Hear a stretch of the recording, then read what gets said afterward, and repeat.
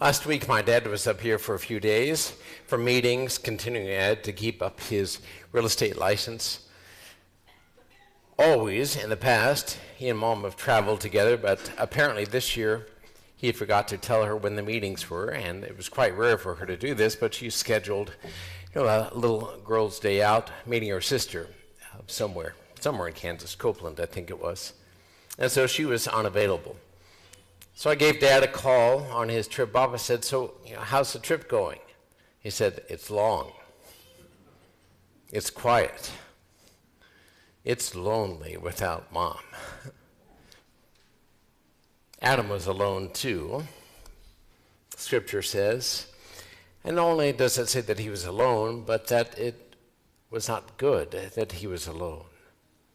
Meaning, it was incomplete. Something was lacking. And so strangely, God brings animals in front of Adam.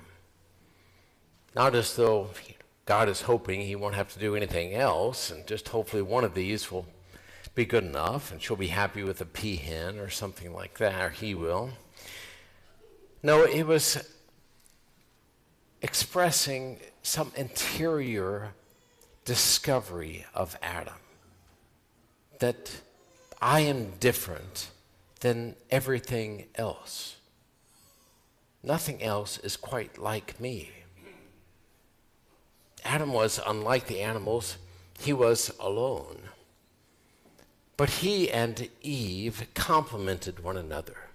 I mean, this could be seen in their bodies, in our bodies, and in their ability to become one flesh. We could begin to think of one flesh in this way.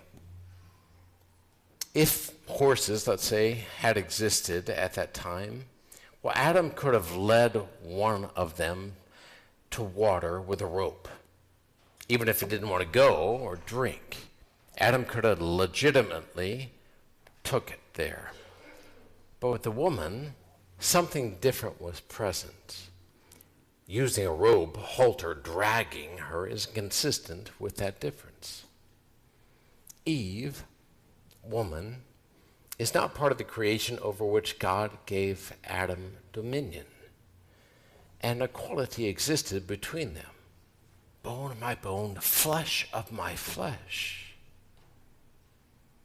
They alone among the visible world could say, I will not. There's a place deep within us that served to distinguish Adam and Eve from everything else that they saw. I mean, there lies within us a power that no one else can make his or her own. Only you can say, I will.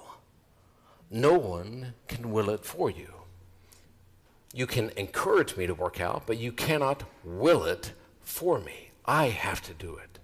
I can encourage you to pray, but I cannot will it for you. You must do the willing.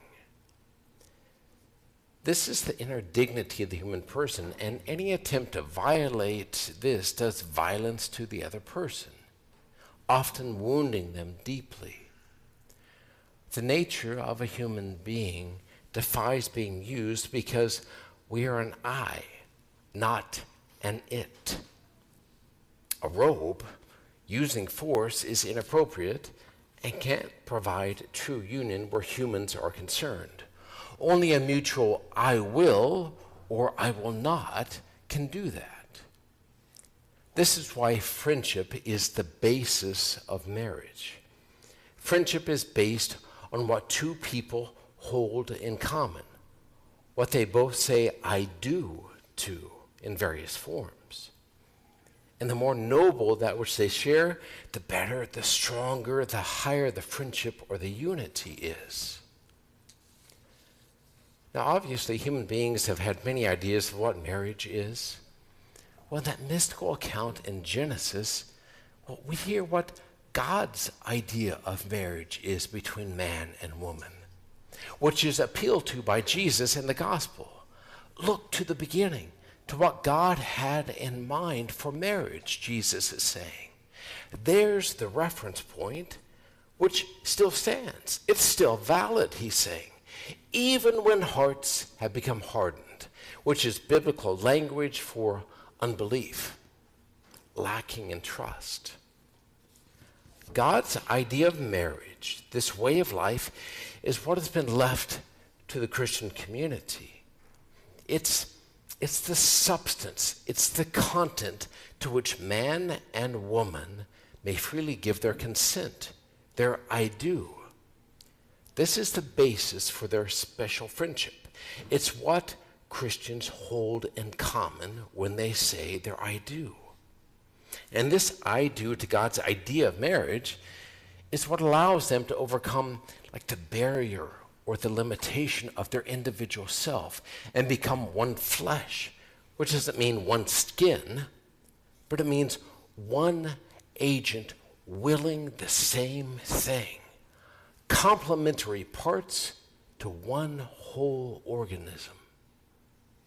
And when this really happens, Jesus is saying, to separate these two parts inflicts a violence similar to forcing a person to do something to which she has not said, I will. Do you see that? It's severing the choice from the individual. Friends, Christ said, you're my friends if you do what I command you, if you hold valuable what I do. And what is that? Love is, I have loved you. This is my body. This is my blood. Lay your life down for your friend.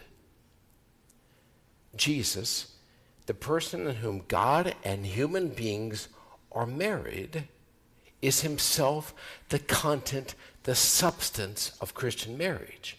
He's the reference point. He who is love is what a man and woman are invited to hold in common as friends when they say, I do. He's the binding force. He's the goal of their partnership. And through their one flesh union, they reflect a union of God with humanity. That's an extraordinary responsibility and opportunity in the vocation of holy matrimony. Clearly, we can now see why divorce doesn't make sense for that union which reflects the union of love between God and humanity. It would be like trying to sever the divine from the human in Jesus Christ.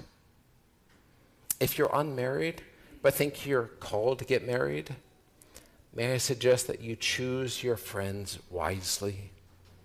Hold out for someone who wants to share with you that which is best, and you'll be blessed. Take this time before marriage to cultivate your relationship with Jesus, which is a good in itself, but also the more elevated your relationship with Jesus is, the more elevated your future marriage has the potential of being. If you've already said your I do, nurture it, foster it, work together on it. Make a point of regular marriage enrichment, be it a retreat or just being intentional about the married couples you hang around with. Go to Mass together, of course, and pray outside of Mass together every day. I was just visiting with one of our awesome young couples here who said they have recently begun this, and though it was awkward at the beginning, find it to enrich them abundantly. And maybe finally, put the devices away. Create space for good family time, for walks, for play, for recreation. Friends, something of the dignity of the human person is revealed in the union of husband and wife. Live into your I do. Show others what lies beneath our responsibility to respect every human life.